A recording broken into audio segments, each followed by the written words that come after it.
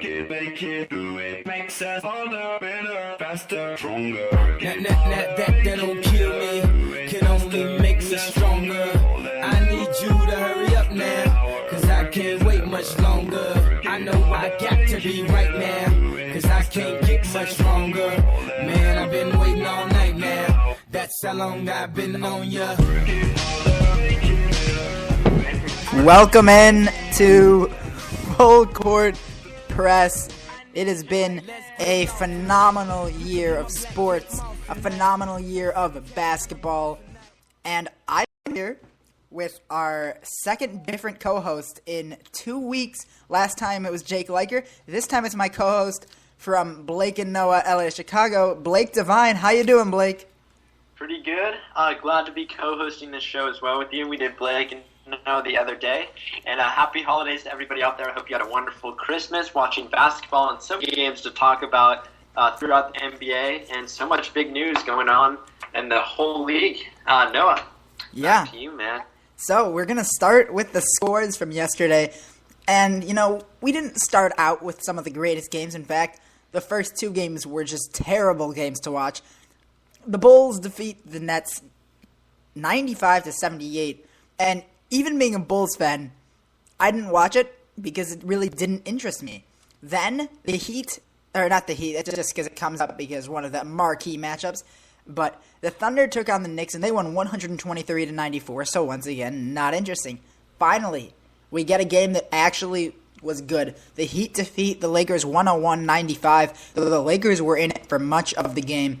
Then the Rockets beat the Spurs 111-98. So that's a big win for the Rockets, really establishing themselves as one of the Western Conference contenders. And then the Warriors knock off the Clippers. The Clippers are at 20-10. The Warriors now 17-13. It's really big for the Warriors, getting back on track. They won 105-103. So, Blake, from the games yesterday, what are some of your reactions to the game? What teams really impressed you? Well, you have to start with the first two teams. The second and third games. You have the Heat and you have the Thunder. There are two very legit teams playing against teams that have just been hit by injury, and the Knicks, who have just been awful. Well, they've also been hit by injury with Carmelo being out. But I was just very impressed by the Heat's display of dominance against the Lakers, although it was a very up-and-down performance throughout. They ended up getting a victory, and that's all that kind of matters when it comes down to it, getting the victories, and they had that. The Lakers put up a very valiant effort despite not having Kobe or Steve Nash, but the Heat looked very good. And if any of you guys saw that play with LeBron James and Dwayne Wade, that was one of the most incredible plays in basketball history. I mean, I have not seen an alley-oop like that in some time. There was just lots of applause on Twitter for that. So you'll have to check it out on YouTube if you haven't seen it already. And then the other game to talk about was the Thunder putting a beating down on the Knicks at Madison Square Garden. This was one of the biggest defeats that the Knicks have ever suffered, and I think the biggest loss that any team has ever had on a Christmas Day game. So just embarrassing for the Knicks. On the other hand, the Thunder, very impressive, showing that they're a legit title contender as they always seem to be. But those were the two games I was most impressed with, actually. Yeah, and what makes the LeBron play even more impressive is it was with his left hand, his offhand. And, he just went up and grabbed it. And Magic Johnson said the same thing as you. He said, this may be the greatest play I've ever seen. Thank you, LeBron James and Dwayne Wade, for my Christmas present. So it was a pretty impressive play. And what really impressed me, though, are the later two games, because these are really between two contenders. And the Spurs came into the Spurs-Rockets game definitely the favorites. They're playing at home. They are the team with the most experience, just a great coach, and Popovich, debatably the greatest coach of all time. So you would think they'd be a favorite, but the Rockets, 40-25, they outscored them in the first quarter alone. They just jumped on them. They said, you know what, I don't care who you are. We don't care that you're the Spurs. We're going to win.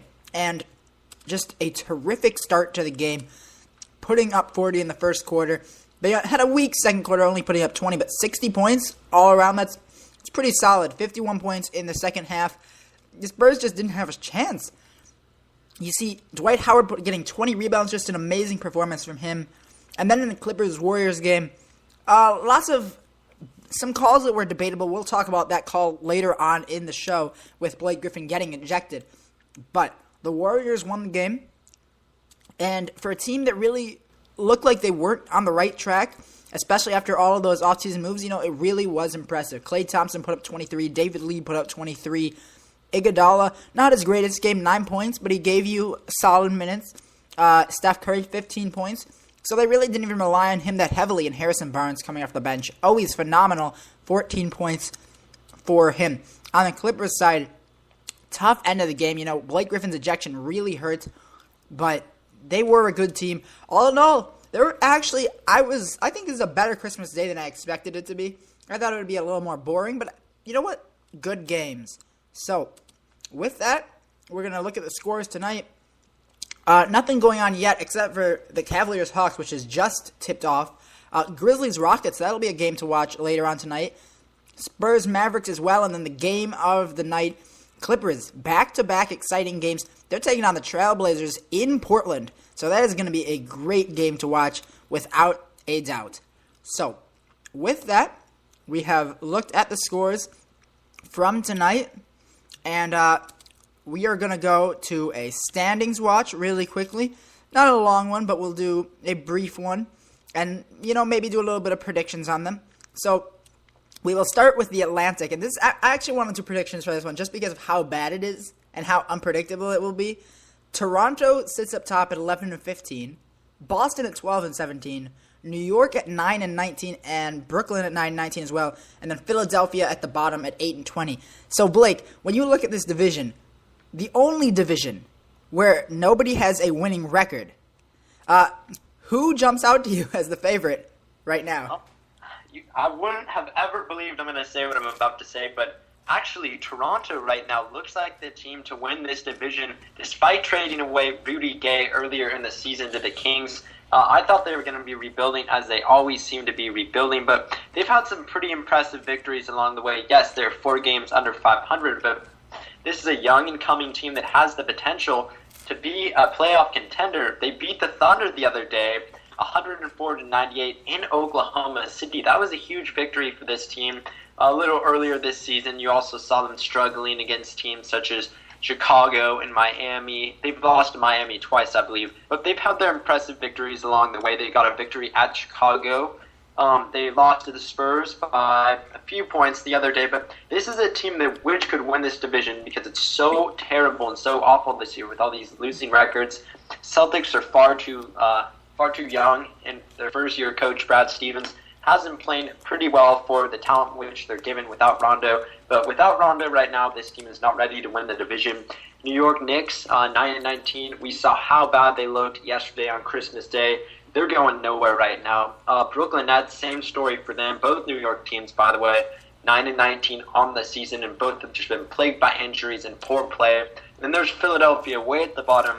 Remember, they started off the season so strong with Michael Kidd-Gilchrist, but not Michael Kidd-Gilchrist. What's his name? Michael Carter-Williams. Williams.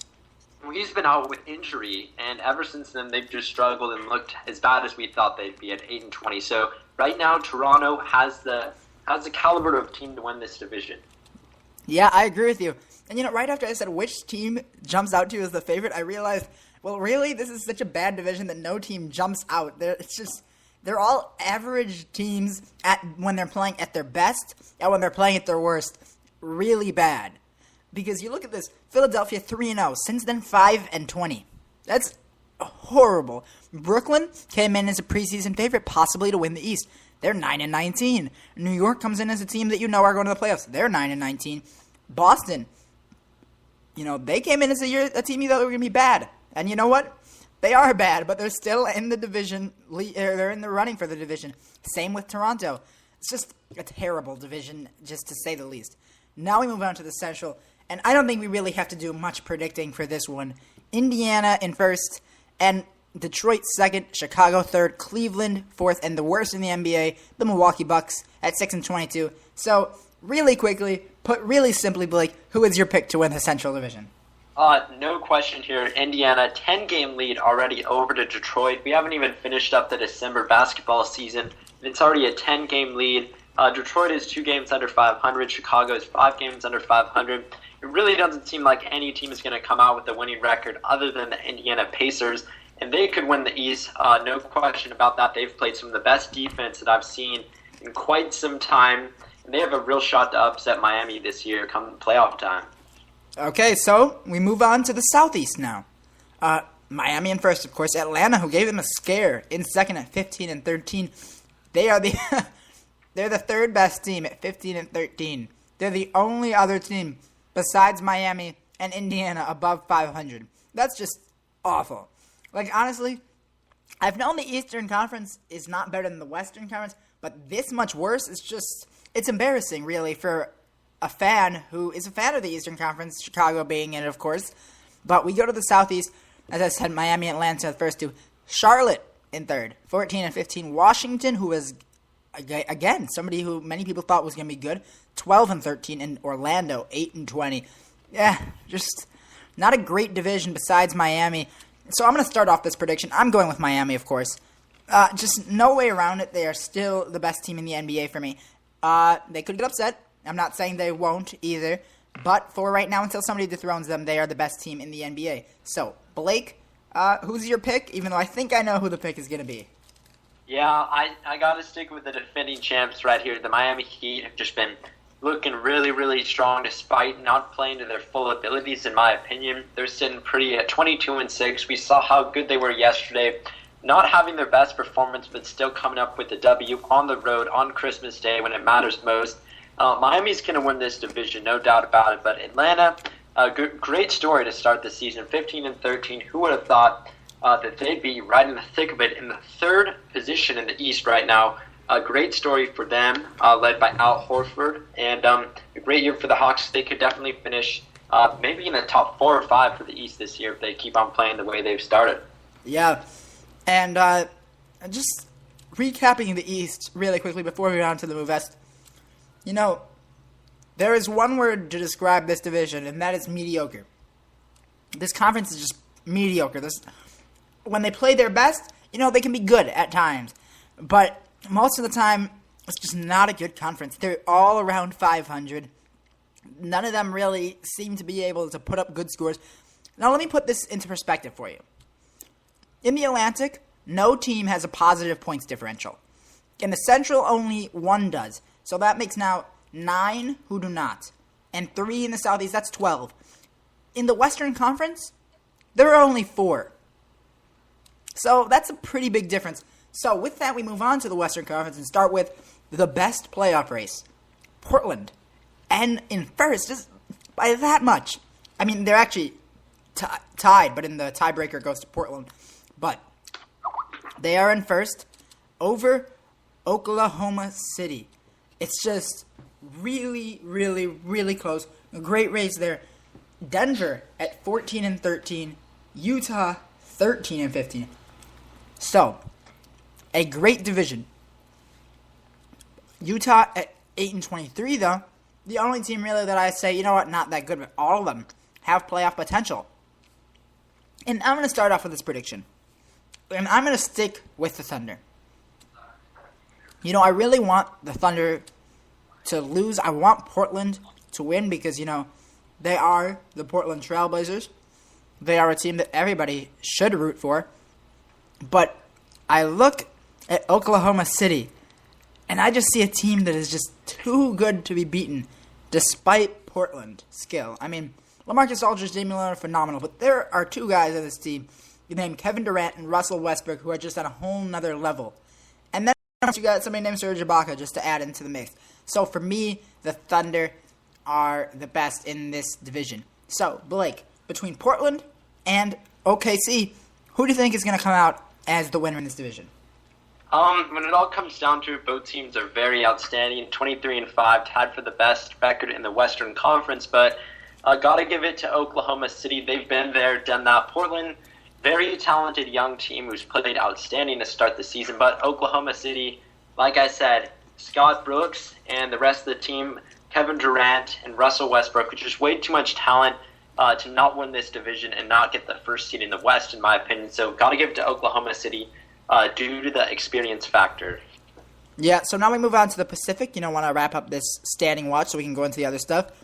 The Clippers sit up top 20-10. Phoenix at 17-10, so that is a surprise. They are one of the surprise teams. Golden State 17-13.